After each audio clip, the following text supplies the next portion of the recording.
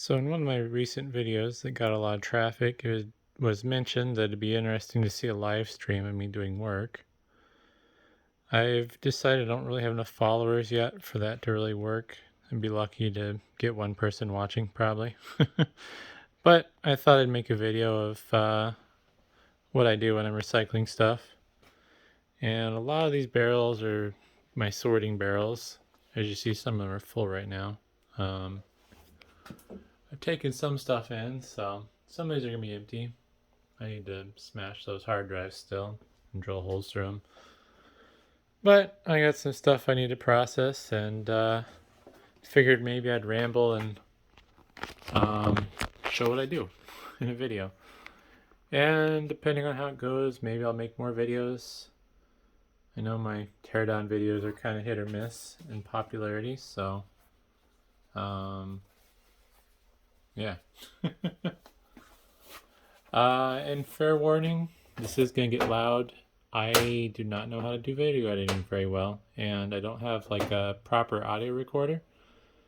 So what's going to end up happening is this is, yeah, it's just going to be a noisy video, and there's no way I'm going to be able to make the background noise less noisy than my talking. And don't really have a topic I'm going to talk about. It's probably mostly going to be focused on my job. I do wear gloves when I'm doing this. Yes, there's a hole in the glove. I'm cheap. I usually wear my gloves out to the point they're falling apart before I replace them. I could probably actually sew that shut if I knew where my thread and needle was, but I like to wear gloves. Stuff's really sharp on these boards usually. This is a bad example. There's no pins. Like you could get your finger though caught on the corners of the RJ45 jacks. Stuff like this, the edge of the aluminum is usually sharp. And nothing particularly good with through holes on this. There's some stuff where the through hole components, maybe depends on this DVI connector. If you were to slide your finger across them, it'll cut your finger open. One of those wonderful AMD video cards with a vapor chamber that fails. I believe these fail because they're under pressure and the aluminum welds that are inside of them give up, and yeah, it just gives up to the pressure of the vapor chamber. Oops. The other thing I don't like about my current setup is I have my tripod right next to me, so I'm trying not to hit my tripod where I tear stuff down. But this is going to get a bit loud now. This pile of boards here are networking switches. These are some 48-port Juniper Networks EX4200 series networking switchboards. And one of the things I hate that's changed over the years is I have to remove the aluminum heat sinks off the boards before I scrap them. And it's kind of a pain. But yeah, if I haven't already said it a couple times down, this is going to get loud, and I'm going to start doing loud stuff now. So might want to turn your volume down, or just mute it and watch something else, or listen to some music while you watch this. But yeah.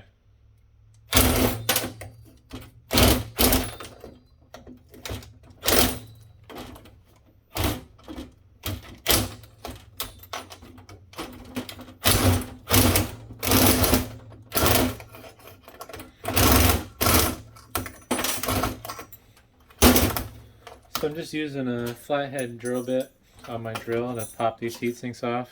They're held on with thermal adhesive and stainless steel pins. It's really annoying.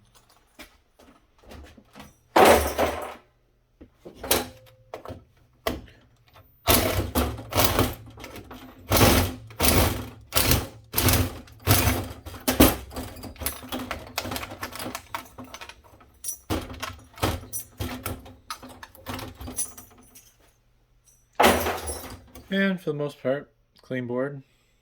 I'll go in the scrap pile. I don't know what I get paid for these right now. Prices fluctuate. Probably around $4 to $5 a pound though.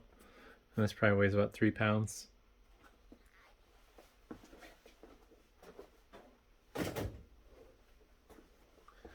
Unfortunately, as a recycling company, a lot of my stuff I purchase anymore, so It's not really free money, as much as some people would like to think.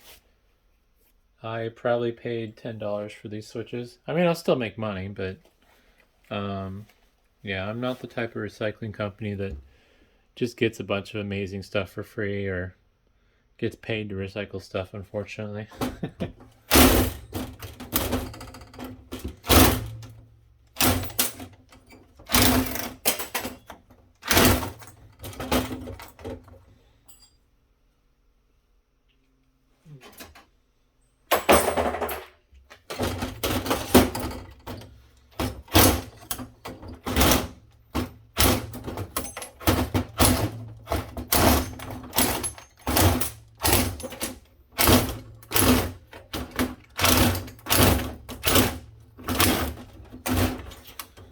Oh, I used to have a few big clients, but I ended up losing them.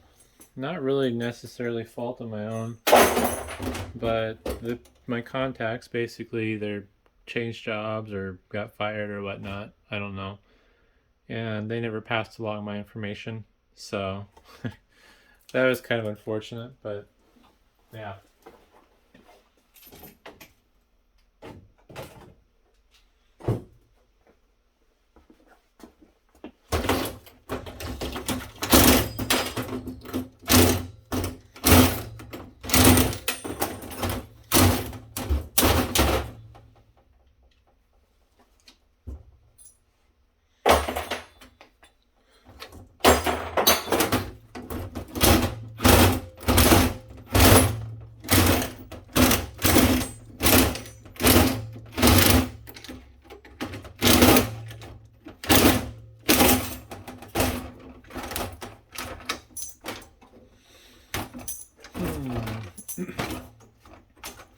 I have kind of wanted to grow my business, but having employees kind of sucks, so part of me just doesn't want to take the leap.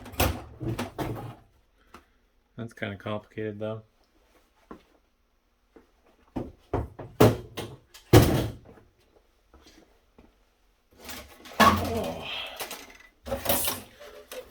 Also, I've dealt with quite a few setbacks now the last year and a half or so between eBay's attacks on my business and the damage eBay's done to my business, and then obviously COVID. Still getting screwed over by COVID. It kind of sucks because laptops were hard to get, but laptops are selling like hotcakes. Now laptops are easy to get, but laptops are worthless, and yeah. I don't know. Part of me kind of wants to just liquidate my business and restructure, but part of me is too stupid to... No, I said stupid. I meant stubborn, but apparently I meant stupid. Part of me, I guess, is too stupid and stubborn to lose a bunch of money, even if it's for the betterment of the business. I don't know. One of my biggest problems I have right now as a business is I have more inventory than I can manage.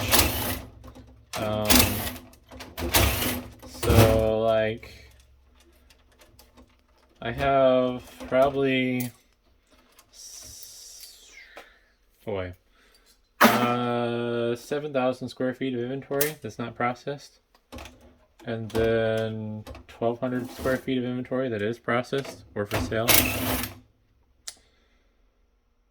And don't really know what to say about that. I mean, the van load of stuff I got in recently. Gosh, let's think about what I got.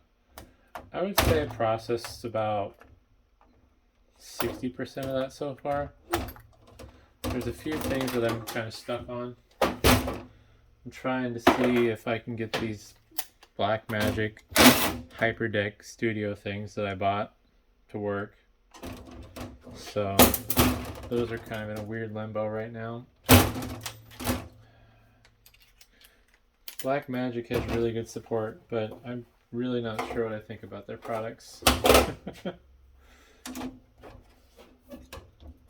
I need to get a Mac going and see if maybe I for some strange reason, I can't update them on a PC, the firmware on the HyperDeck Studios that I have.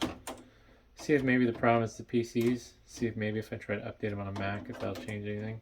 I don't know why it will, but yeah. I suspect though the problem with those units is the boot storage has failed.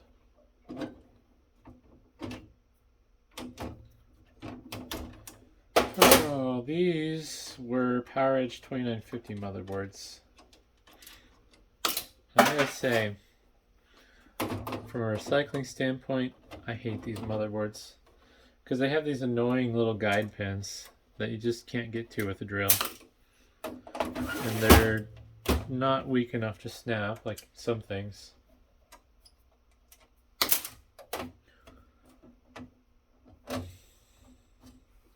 These boards have actually been sitting on my floor in my way for probably a month now. I've been blowing them off because I just didn't want to deal with them. I'm tired of stepping on them.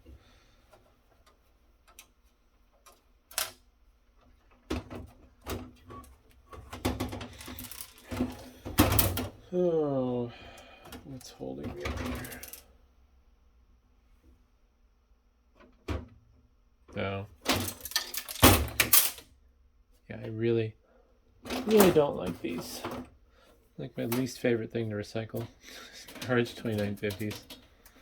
So I have to take off this tray. Like, this is a fantastic design from a repair standpoint because the metal tray makes it a lot easier to change out the motherboard than just the motherboard by itself. But I don't think the gain in convenience was great enough to justify this design. There's something holding on still. Oh. It's been a while since I tore one of these apart. I should be wearing my gloves. I took my gloves off because I needed to do finger work. Alright, fine this time.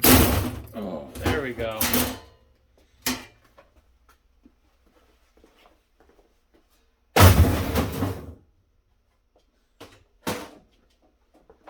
Oh, that's actually one interesting point about recycling stuff. You don't necessarily have to be careful with what you're doing. Really what it comes down to is knowing when to get aggressive. Because there's some situations where if you beat the crap out of your item you're trying to tear apart, you might end up making it harder to tear apart.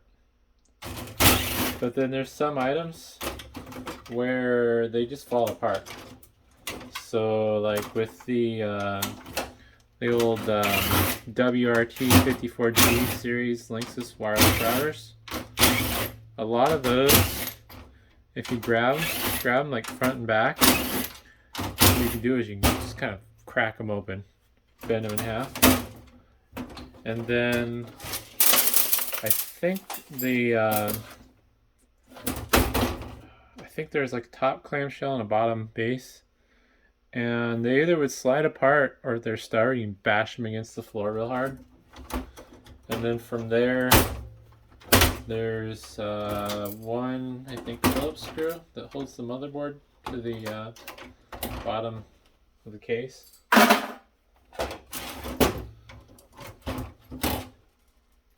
But yeah, that's how long I've been doing this. That I kind of remember some of those fine details with stuff like those WRT54G wireless routers. Oh man, let me take my gloves off again. I think I got all the screws. Just gotta get these annoying pins. Oh, missed a screw. I also have to remove the CMOS batteries from these boards, which is always annoying.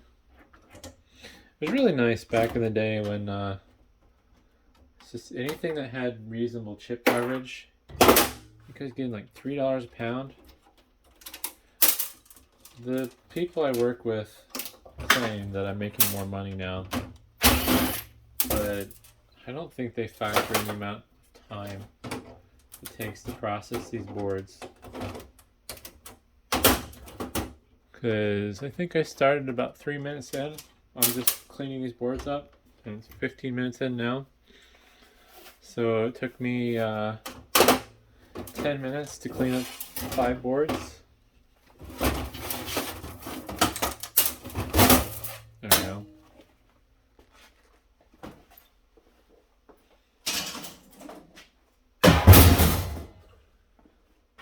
Oh,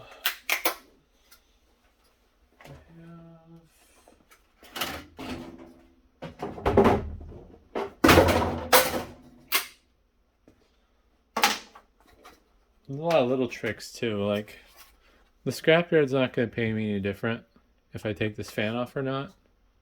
So I just leave it on, because they're going to shred this all anyways and then sort it. But that'll save you some time. I have started taking the wires off them. I don't know why. Kind of a waste of time. I mean, this is like maybe a tenth or even less of a penny worth of wire. Oh, definitely want to make sure that this video cards when you're popping these heat sinks off. Wear your safety glasses. Yeah, this one was nice. Also, sometimes I will clean these up, because if I leave these little spring pins in with the plastic, I'll get breakage. But now that I've cleaned off all the crap for the most part, then I can get aluminum extrusion prices for this. It's a lot better.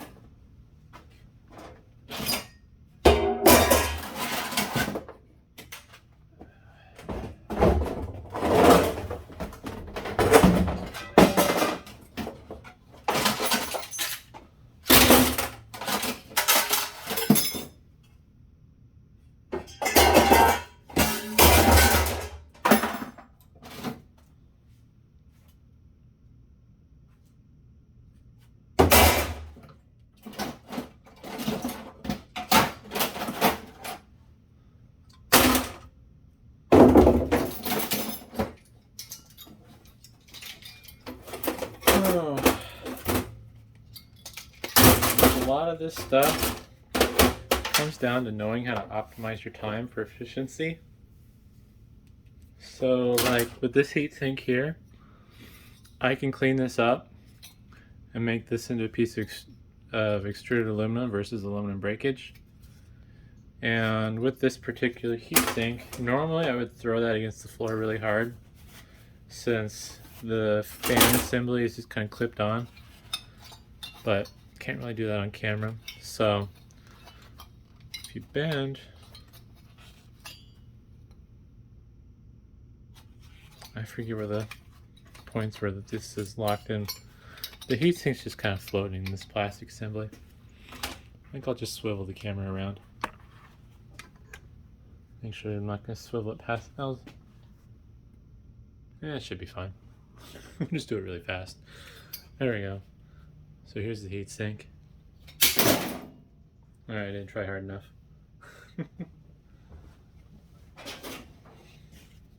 Try again. I need to hit it on one of these sides. Well, the fan came off. Oh, there we go. It finally busted off, and that actually made it worth a little more money. I'd actually be able to do this faster, but anytime there's a camera in the way or I'm recording, it slows things down.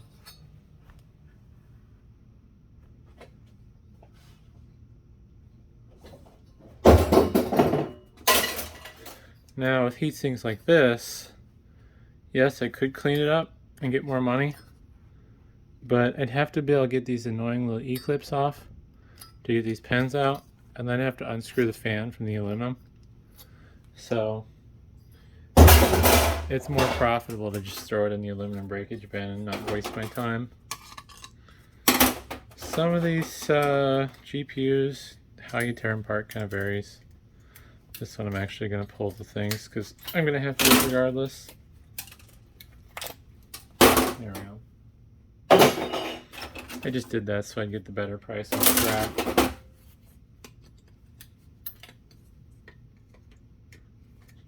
Normally I bust these off with a screwdriver like this. But there we go. I really like it when you use screws that are #1 Phillips. So a lot of these I'm looking at here are screwed on.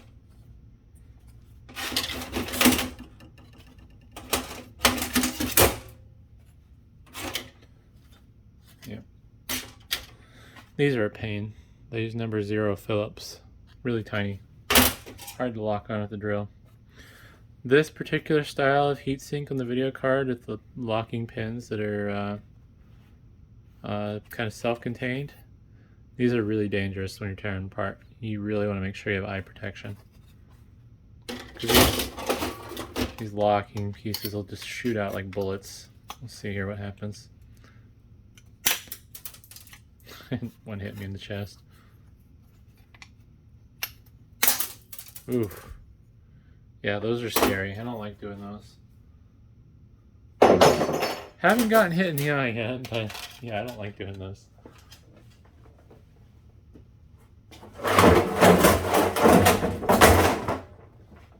Oh, one thing you can do with these that I have done before, since the screws are a pain, you can bust them off with a screwdriver. Actually, do it from the top. That's right. I stopped doing it this way just because it's so difficult.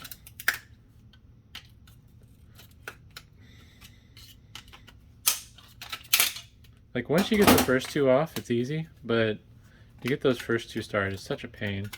So it's easier just to save them up and unscrew them all in one batch. Yeah, this is another thing you could potentially clean up, but it's just easier to throw it in the aluminum breakage. I don't know. I have better things to do with my time, at least. I know there's some people that like to tear stuff apart while they watch TV that are, you know, retired or whatever, so I get that.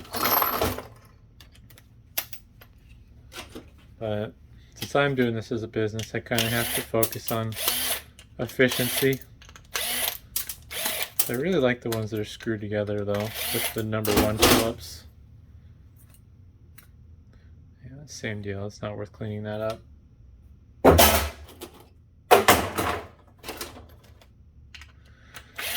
It's the difference between like 12 cents a pound and like 40 cents a pound.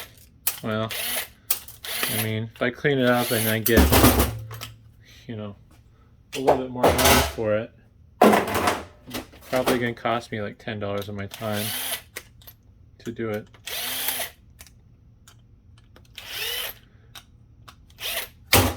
Really, when it comes to dealing with this scrap, it doesn't even really make me any money. Like, I get money for doing this, take it in, and sometimes, you know, the checks are great. I've had some really crazy checks where I've had like, oh gosh, I think it's 75 pounds of computer memory I took in. And that was like $15 a pound at the time or something, so like $1,200 worth of memory. But a lot of that's memory that I had money tied up into that maybe came in a machine and it was bad. Or sometimes I'll buy memory from people, like if someone that I feel isn't some sort of like sketchy person that is trying to sell me stolen stuff, you know, I'll buy their scrap memory. Plus I have a few friends that I will kind of go in with the deal.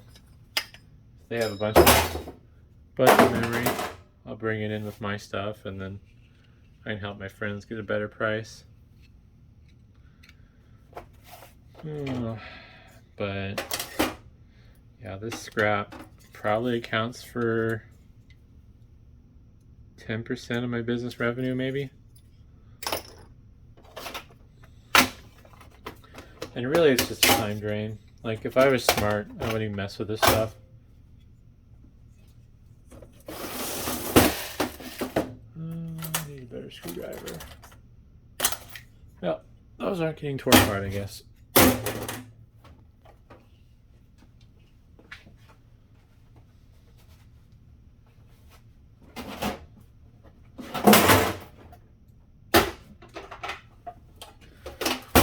Craftsman doesn't make these anymore, but this is one of my favorite tools. This is a recycling company / scrapper, because there's no other tool I've ever seen where you can cut all the wires off power supply like that.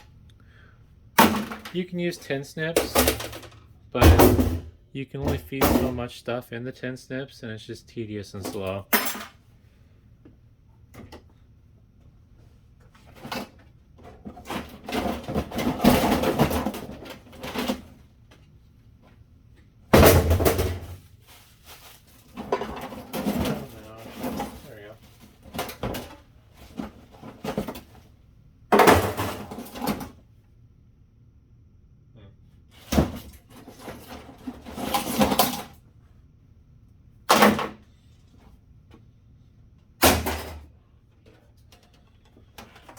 Oh boy. Yeah.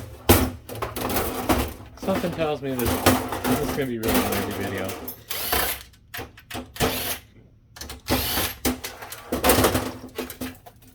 Kind of bummed this power supply's dead, but at the same time, I'm not surprised. Let's see if there's a brand on it even. It says Zion. Yeah, I don't know. It's just some crappy no-name brand power supply. But on a positive note, I'll save this braiding. Doesn't really add any value from a scrap standpoint, and I might be able to use it in a custom cable, even though I already have a ton of it. Good chance I'm a hoarder, by the way.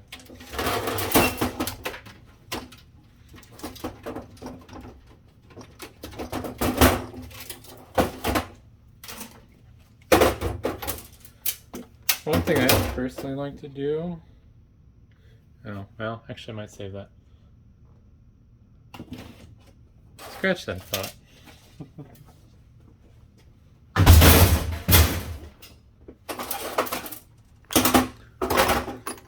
Oh, so a cool thing about this workbench of mine.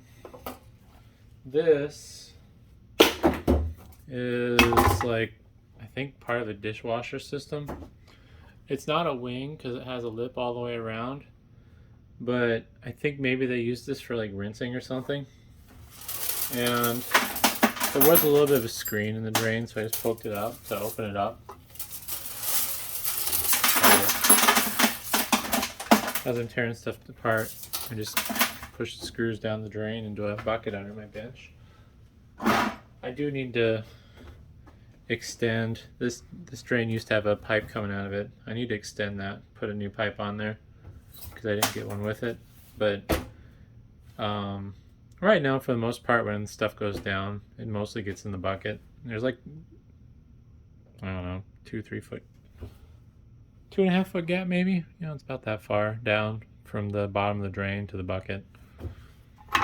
But it does its job for the most part.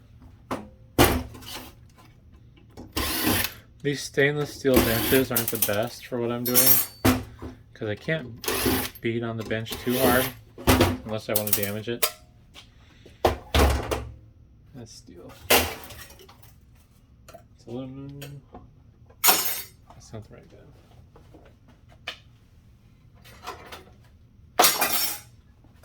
If I wanted something really nice, what I would do is build a bench out of wood. Put some of that like commercial carpet square stuff on it. That way I could really bash and beat on the workbench. And I'd still have the side walls and the drain. Because having that little hole in your table to push all your screws down, it's just so nice.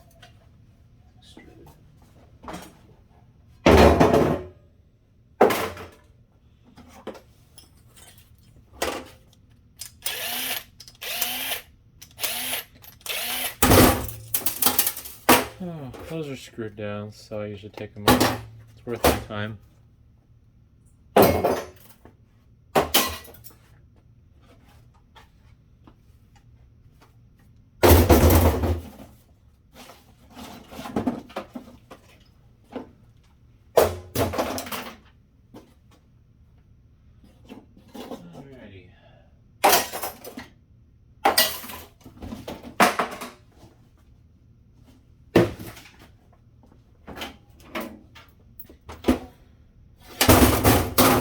It's not worth tearing down, but I will. The vendor I work with on some stuff, they'll buy whole. So a lot of my desktops I don't bother tearing down normally. I will tear them down if they have a higher board value or they're just incomplete. Because they only buy them as whole units if they're at least semi-complete. They need at minimum motherboard, memory, CPU, and case, you know. It's kind of complicated though, because some of the board prices actually will exceed the value of the whole PC in scrap.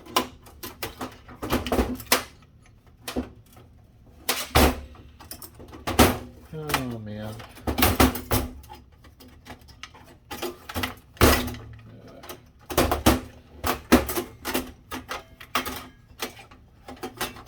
The problem is with some of this stuff is the board value is just too low.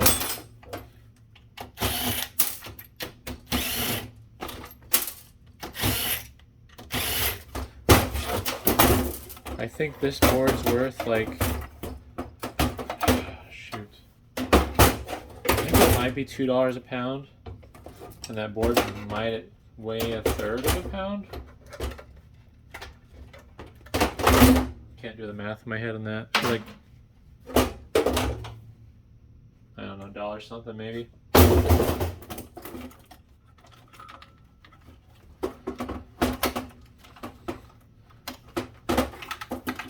Versus, I think I get like 20 cents a pound for whole computers. So, if this weighs 8 pounds, I get $1.60, and I don't have to invest a bunch of time like I am right now tearing this apart.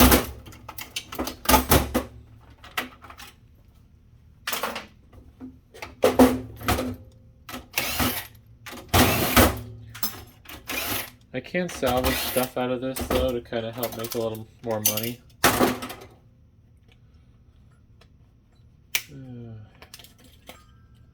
Pesky heatsink. There we go. Kind of a shame the caps were all bad, but yeah, that's just how it goes.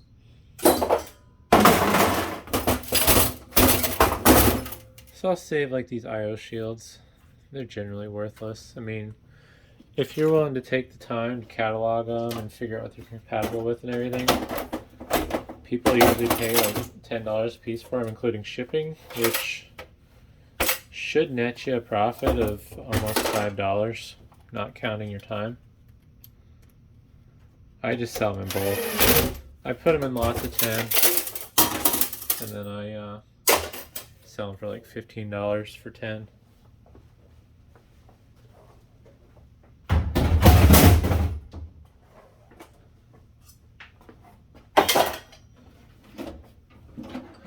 And selling them in lots of 10 works pretty well. I get people that want to be a pain. They're like, oh, can I buy just this one? And it's like, I'm selling 10 of these for just a little bit more than what you're going to have to pay for the one you want. And I know good and well that if I like separate one out for them, they're not going to be smart enough to realize that I'm not going to give them the same pricing per unit if they're buying in bulk. Because people just don't understand. Like, it costs me money to ship stuff, and it costs me time. And it's just not worth my time for a lot of these things that people want, which, you know, I mean, I get how it sounds like rude and inappropriate, But the biggest problem is, especially with e-commerce, is nobody values your time. I don't work for free. It's not. I don't know. I don't really know what to say. I guess it's not worth my time to list I/O shields one by one for $10 a piece and figure out their compatibility.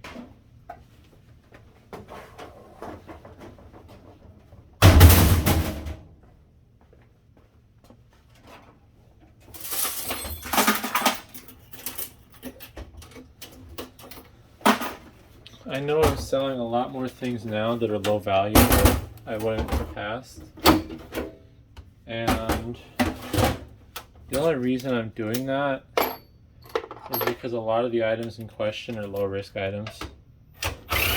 Even though I think that's kind of debatable.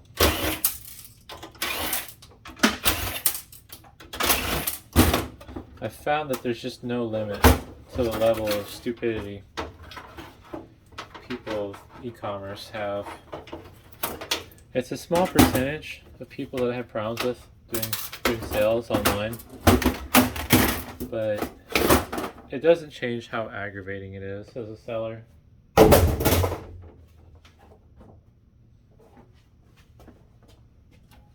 It's kind of the whole death by 1,000 paper cuts thing, and it's like, I'm already at 900 paper cuts. I don't really want more.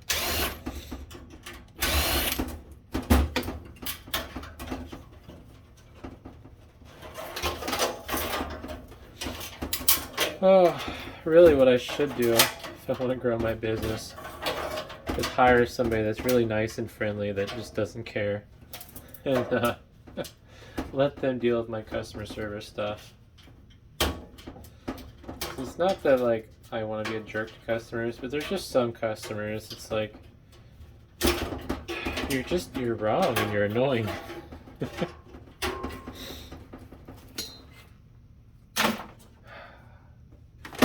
Especially with the stuff I sell for parts repair. Oh man, that's like one of my biggest irritations, is parts repair stuff. Parts repair stuff used to be a fantastic market.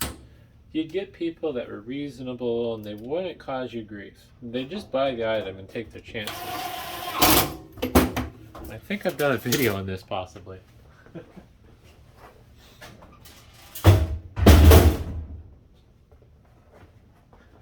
Yeah, I used to be able to take like a broken laptop, and I used to be able to say, oh, this laptop, it boots to BIOS and the memory's good, but this is what is wrong with it. If I missed something, or they've screwed it up when they repaired it, I generally never heard back from the buyer. But now it's like, I have to go to great lengths to discourage people from buying the stuff if I want to avoid having problems. And I still get these self-entitled people who are like, oh, why are you selling this if it's junk? Why don't you just throw it away? It's like, well, it's because you're not my target buyer. Because there's just some things that just genuinely aren't worth my time. Like, oh gosh. Let's say like a compact DV2000 laptop. I genuinely don't care if the thing powers on. They're worthless. They're not even worth selling. But I'll throw them on eBay for $40, free shipping, and list them as dead junk, say what's missing, and occasionally people buy them, and they might get lucky, and the thing might just be ready to work once you add a hard drive, memory, and power supply. But like, it's not worth my time to take that 5 to 10 minutes to power it on and see if it works. Because if it powers on for me and someone buys it and they screw it up because they tried to fix it and they don't know what they're doing, well, now it becomes my problem.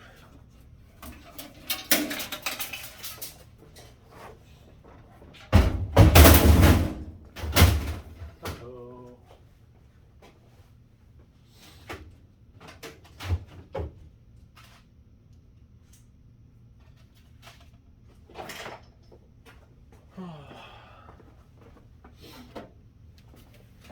So anyways, yeah, so kind of got on a tangent there. I don't even know how I got on my tangent. Oh boy. I just really don't like e-commerce anymore, I guess. Where I'm going to go with that tangent. I miss the days of e-commerce where people were nice and easy to deal with. But now, especially with like eBay pits me against the buyers and eBay pits me against eBay. So I'm just kind of on my own here.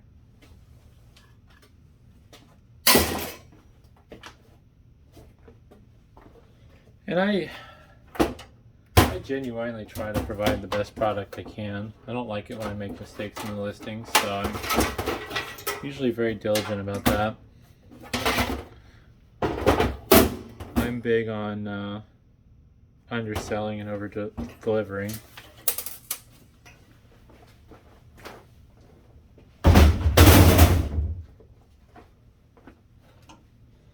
Because at the end of the day, my goals with the stuff I sell is simple. I want the customer to get what they paid for. I'd like them to be happy with what they bought. And I don't ever want to see the item again.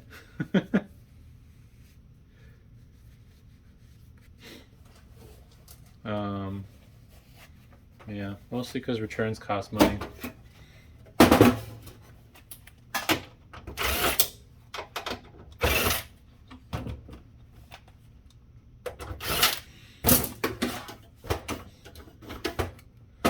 I should make a video on dedicated to how I sell broken stuff now on eBay. Because I think people would find it interesting. Although it also may set me up for failure. Because if people watch that video, then they might be inclined to buy something from me, assuming that I listed the thing as dead because I was too lazy to test it when it might actually work. Oh, jeez.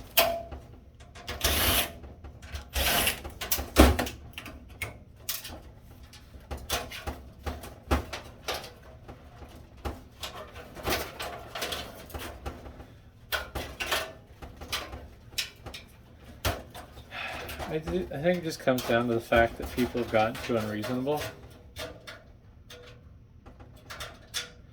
Not to say that I'm not unreasonable also, in my own way. Like, many years ago, I bought a used truck for my business from a dealership.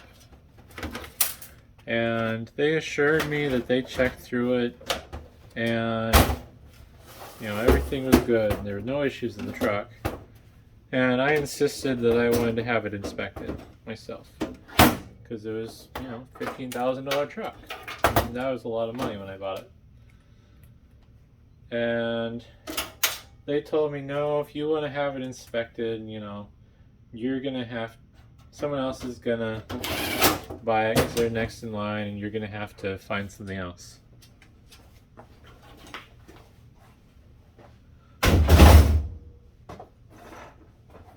So I ended up letting them rush me, and I took it somewhere I shouldn't have to get it inspected, and they missed something that was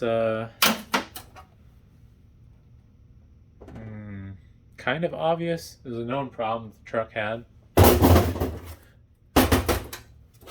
And I screwed up. I didn't do my due diligence, basically. And after I found out about the issue, I ended up kind of doing a little sneaky thing where I called the mechanic shop of the part of the division of the dealership that inspected the truck, because this is like one of those big dealerships where they have multiple locations. And I called the mechanic shop and I was like, hey, you know, I got this truck of this such and such year and model, and it's making this weird ticking noise when I first start it. And, you know, the mechanic right away, he knew what I was what was happening with my truck, because he's like, oh yeah, you know, does is this a 6-liter V8 in your Chevy? And then if you look by the exhaust manifold on the engine, or any of the bolts missing, he's like, you know, I answered the questions, of course, and he's like, yeah, that's your problem. You have to try to take them off and replace the screws, or there's this little like clamp thing that you can use to fix it. And it's like, they were more than familiar with what the issue was. And you know, I bought the truck as is, so I had no right to complain.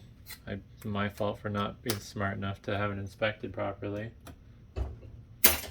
So I did the only thing I could do, which was, you know, leave him a bad review. Honestly, the whole process of dealing with dealerships kind of sucks anyways, but so I left him a bad review that was honest. You know, I just said, you know, their people said they inspected this truck, but exhaust manifolds were, bolts were broken off and leaking. And I think it was like 2 years too old to qualify for certified whatever. So yeah, you know, like, oh, they called me and they're like, oh, we'd like to get that review removed. How can we make this right? And it's like, well, your people insisted that this truck was good. You said you did this however many point inspection and stuff, and like, I'm having to deal with this now. It's going to cost me a lot of money to have the exhaust manifolds pulled, and that's assuming that they the bolts come out nice and they don't have to pull the head.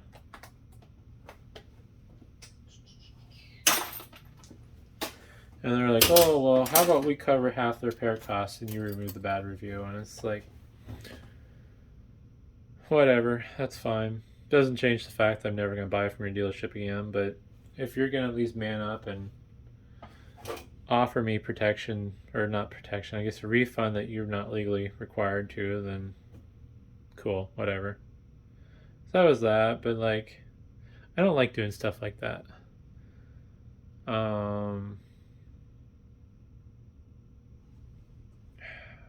I don't know. They didn't have to do anything for me, but they also kind of did mislead me when they told me the truck passed the inspection, but their mechanics were skilled enough and knowledgeable enough to know about the various issues that Chevy's had. So who knows who was at the wrong there. But yeah, I don't know. I try not to let stuff like that happen with the stuff I sell. And it's kind of why I don't sell as-is stuff that works. If I'm going to sell it as is, I've just started calling it dead junk.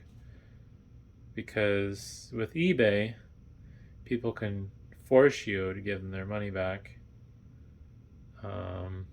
Like with a case I got screwed on recently.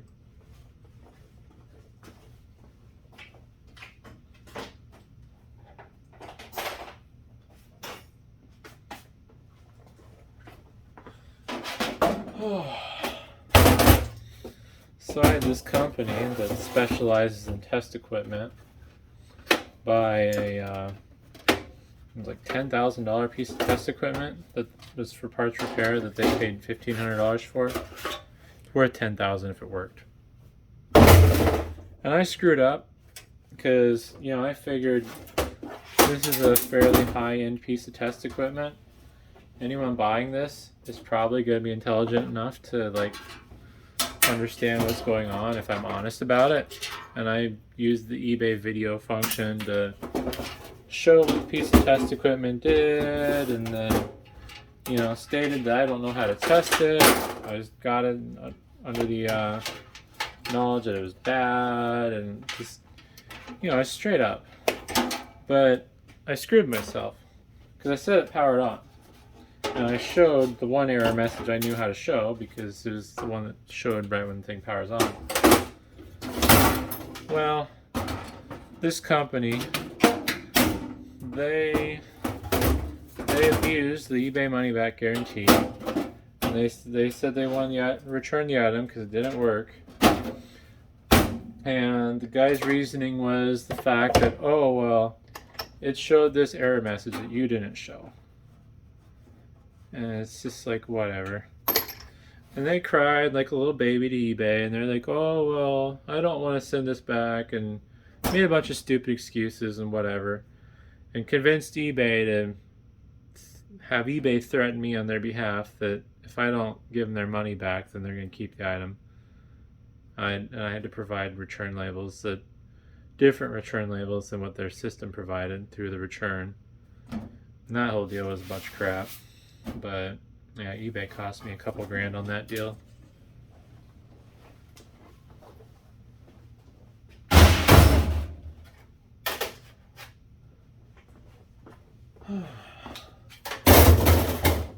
But yeah, that was my fault, because I was stupid enough to say something that I was selling for parts repair.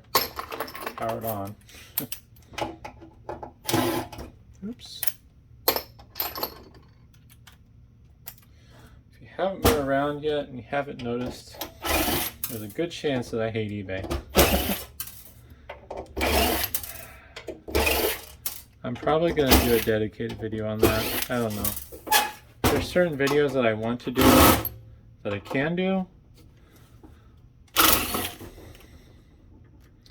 I just don't want to do them at the same time.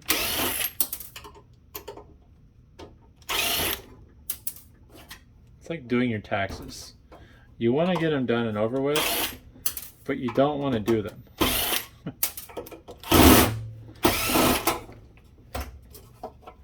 Even though I don't get a lot of views on my videos, I thought maybe it'd be kind of helpful and handy for someone to get some perspective on some of the things I deal with. Really, I kind of wish my tutorial videos did a little better. I feel like my packaging videos deserve more views than they get, but obviously they're not good enough. And I kind of know why. I gotta use the goofy thumbnails, and I think I need to do a better job with my keyword optimization. But I don't know. I kind of just make whatever I feel like doing for videos.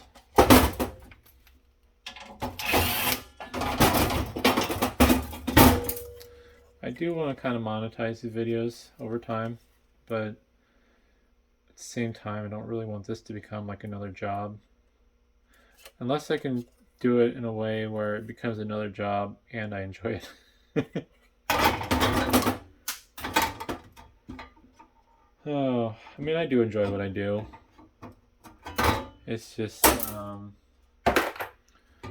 my unfortunate reliance on eBay has become a huge mental drain. Kind of glad though that it's not like I don't need eBay as bad as I thought I did, because I've diverted a significant amount of business from eBay ever since eBay screwed me back in March when they attacked my business for selling too much stuff.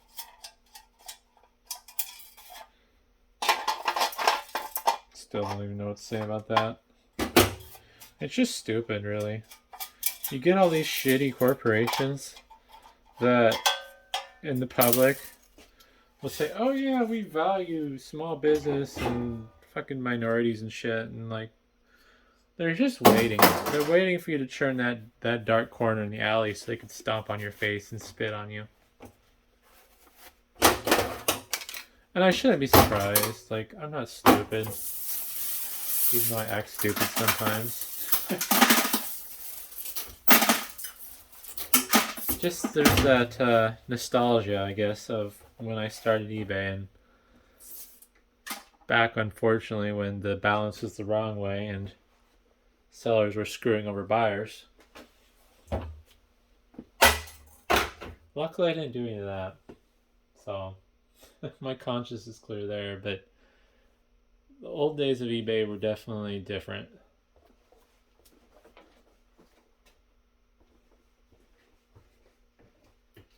Oh, I just gotta find something else to tear apart here real quick.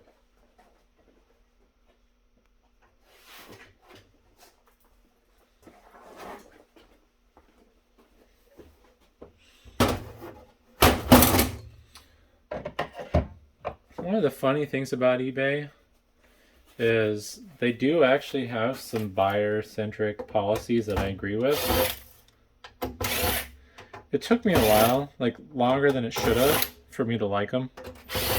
But like, if I sell somebody something and it's bad, it totally should be my responsibility to cover return shipping. That's like one of the policies that eBay came out with that I 100% agree with, and it should have been that from day one.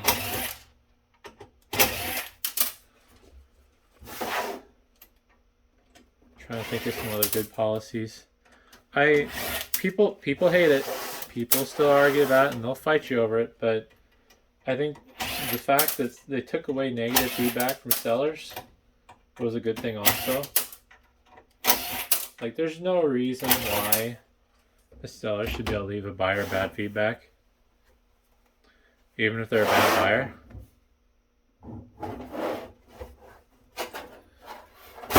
I mean, how often have you seen McDonald's leave somebody a bad review because they left McDonald's a bad review, you know?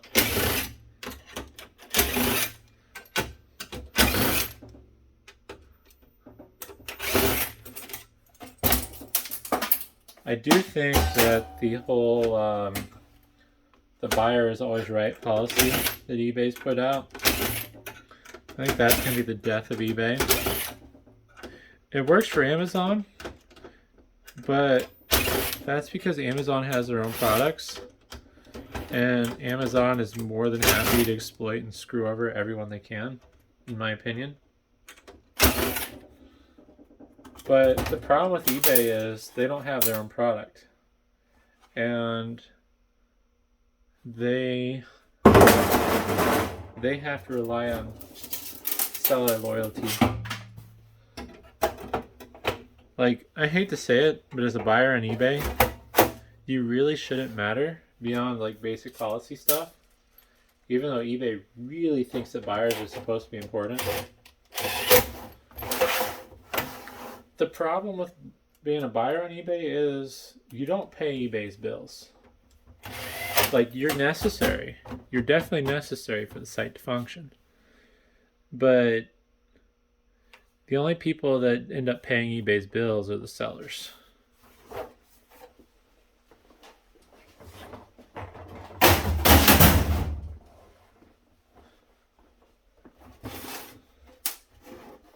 So in my opinion, with the buyers, eBay should do a lot more to get rid of bad buyers.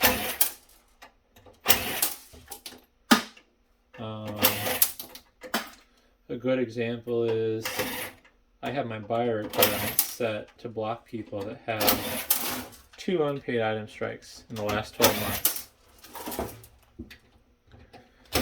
But I've had it happen where a buyer has 2 unpaid item strikes and they can't buy from me. And somehow they're able to like complain to customer support or whatever and get around that. And it's like, I've been on eBay since 2006, and to the best of my knowledge, from everything I can remember, I don't think I've ever gotten an unpaid item strike. Could be wrong, but I'm pretty sure I paid for everything I've ever bought. So like these people that have 2 unpaid item strikes in the last 12 months, it's like, how do you do that even? I mean, there's probably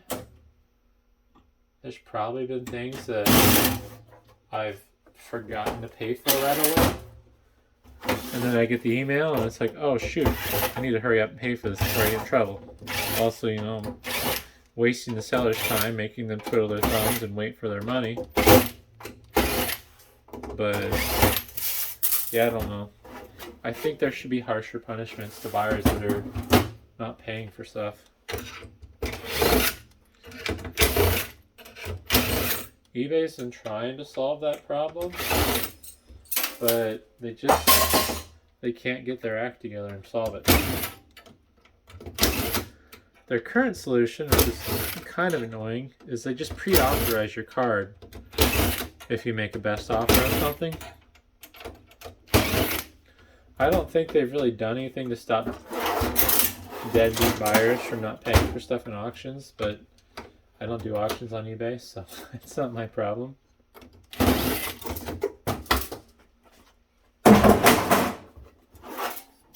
But another problem I'll have is I'll get these buyers that are scammers or whatever. They're using stolen payment information to buy stuff. And eBay just keeps letting them open new accounts. And these scammers are using the exact same shipping address. And I'm not talking about shipping forwarders. I know how to tell the difference between that.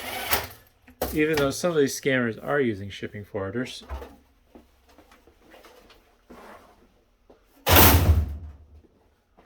What I'm talking about is the scammers that use the exact same address. So, you know, their name might be I'm a scammer, and their address might be 123 Fake Street. And if they're using a shipping forwarder, you know, their shipping forwarder account ID might be this is a scam. You know, not literally, of course, but just examples of what I'm looking at. And like, you know damn well it's the same scammer using the same batch of stolen credit cards that they got, or fraudulent eBay gift cards from the tech support scam. But eBay's not smart enough to catch it. Like, it can't be that hard. Just set up a filter in your database where someone signs up with a brand new account and it's like, oh wow, this person has the exact same name and shipping address as this person we've banned like 20 times now.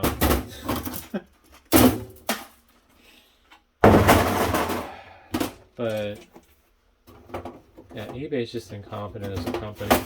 I think I sold like $6,000 worth of laptops last year to very suspicious accounts. Like, it was the exact same name and shipping details. And I think it was like 20 laptops total. And yeah, 20 different accounts. And it's like, dude, eBay, what are you going to do about this? I mean, I got my money, but like, I don't like it. I talked to a few people about it, and they're like, well, if you get paid, your obligation is to fulfill the order, whether you think it's a scam or not. But it's like, I don't like the feeling that I'm potentially supporting fraud, you know? Even though it technically is eBay's problem, since they're responsible for their accounts.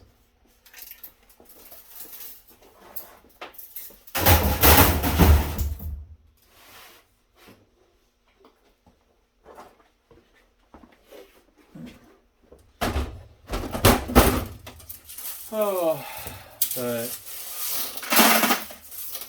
yeah, I don't know. I guess what it all comes down to is just that eBay's just not the site it used to be. I don't really know what to say about that. I kind of like Facebook Marketplace, but I don't dare actually using the e-commerce side of their platform. Because anytime I list something over like $100, I'll just get flooded with automated scam bots. Oh hi, is this blank, blank, blank, whatever title still available? And it's not the normal is this still available prompt, because if memory serves correct, the normal is this still available prompt doesn't include the title of the item. Oh, and if you reply, they'll say, oh, well, can you text me at this number? And it's like, I end up getting a few throwaway phone numbers to see what they do. And, oh, well, I need you to verify this Google code. And it's like, no, that's okay. You can go to hell. Go scam somebody else. Yeah, I think that's the biggest problem that Marketplace has, is there's just so many scammers that I don't think you'd be able to run a legitimate business selling high value stuff on Facebook Marketplace with shipping through their more e-commerce side of the platform.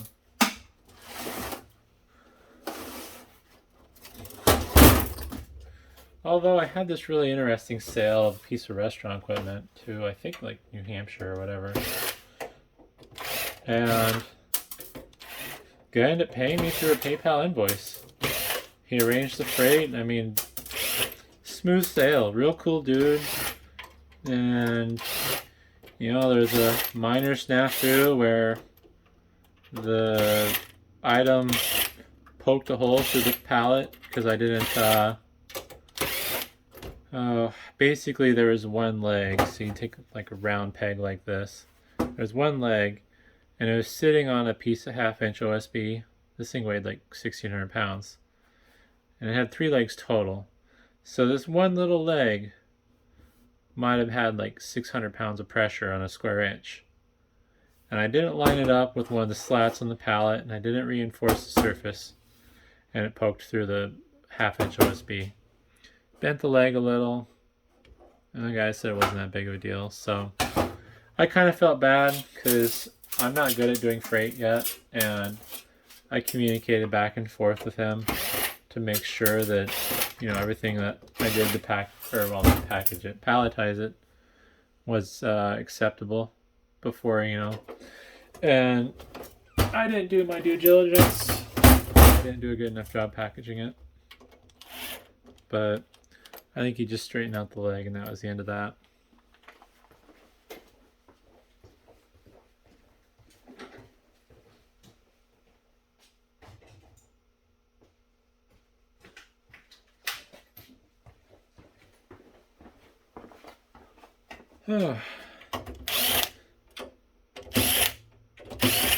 The in-person sales though have been really cool. I've liked those. Cause like I had a guy who I guess he breeds reptiles, and he bought a laptop from me for some CNC machining and CAD that he's gonna do, and he was real nice, and you know I needed some other stuff. And I told him, it's like, yeah, sure, you know, let me see if I can round that up for you. And told him the price. He's like, wow, that's it? You sure about that? It's like, yeah, dude, it's cool. I'm making money.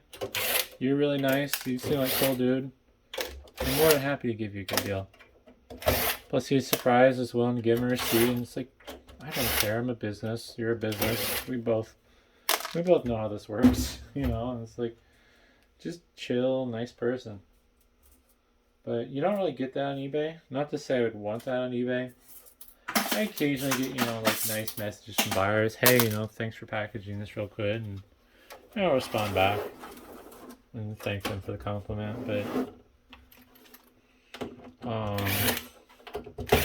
don't know.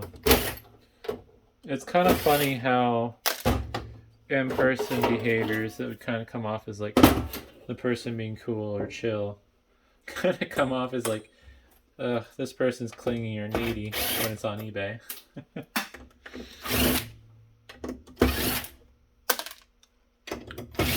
Although some of it I think is kind of the timing and how that changes the perspective, because like if I'm talking to someone in person, I can deal with them and have a conversation a lot faster than having to exchange like multiple emails or messages.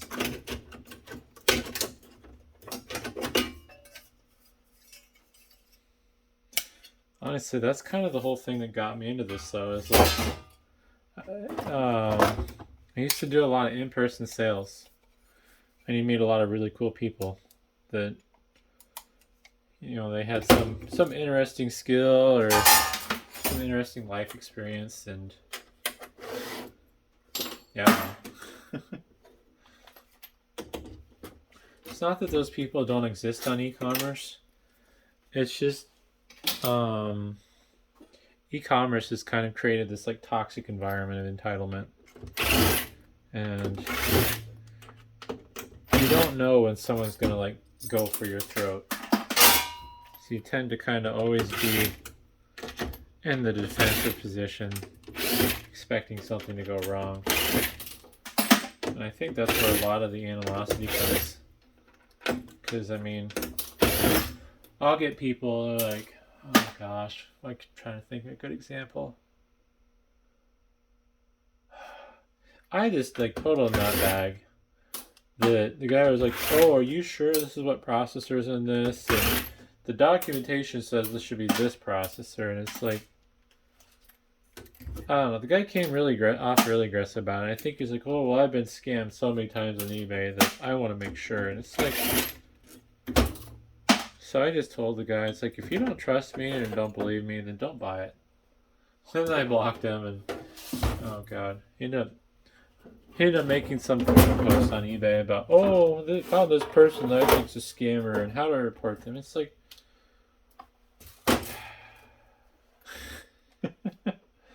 it's not that I'm a scammer. It's just you don't know how to look up the thing I'm selling. Because there were multiple product lines along the model, and yeah, it's kind of like how you can't look up an Apple product by the part number, because if it's a A1728 or whatever, I don't even know if it's a real number, but that might be an iMac from 2013 to 2015, and it could have a whole range of processors.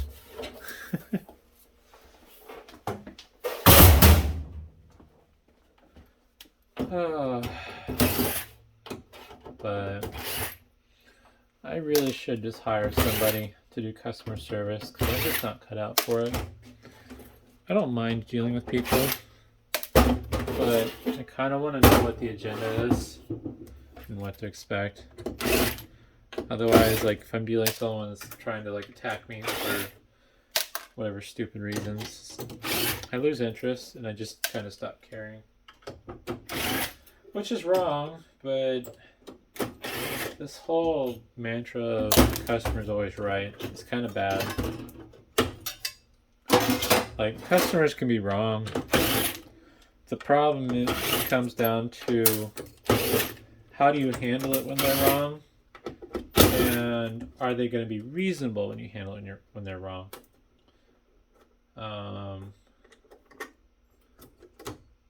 So I get a lot of people sometimes, they'll say, oh, well, you know, why are you selling this laptop if your listing is dead junk? And it's like, I just don't want to tell you. Because if I tell you, you're going to get the wrong idea, and then you're going to use that against me. Or there's other times where maybe I listed something compatibility wrong or something before they buy the item. And maybe they might accuse me of not knowing what I'm doing. And it's like, okay. People make mistakes, you know? So, yeah, I don't know. Part of me kind of wishes I wasn't doing e-commerce, but it's a necessary evil at this time. I'm kind of thinking in the future I want to do more direct sales. I don't want to have to process this stuff. I just want to have it come in the door, find a buyer for it, and then have it go out the door right away.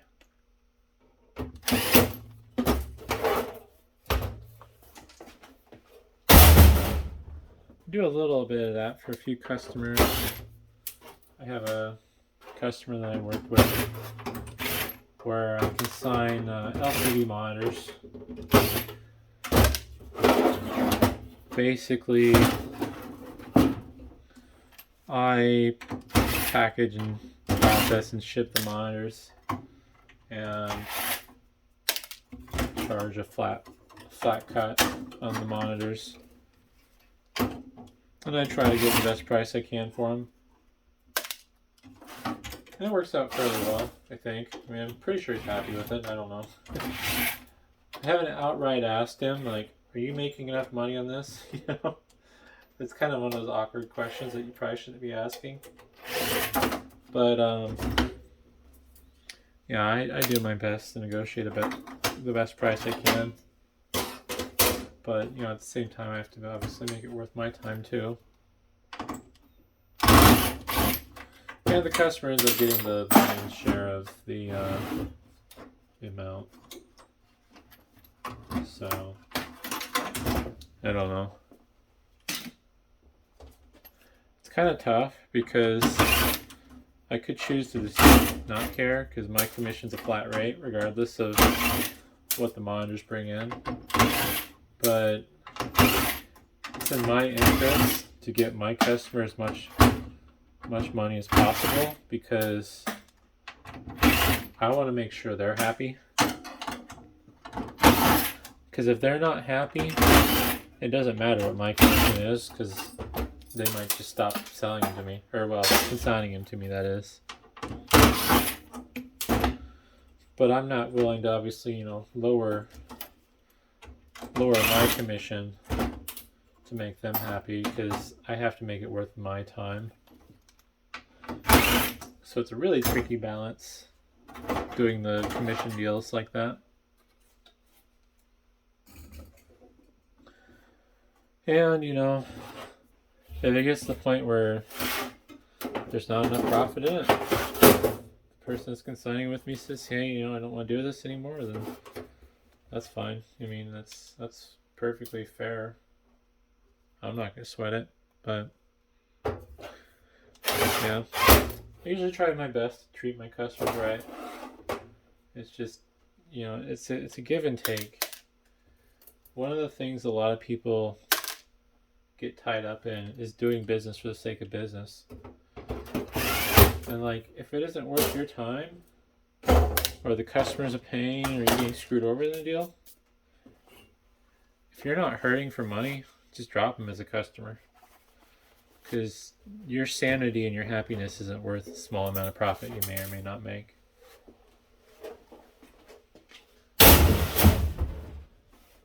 But I think I'm going to call that quits. It's a little over an hour now.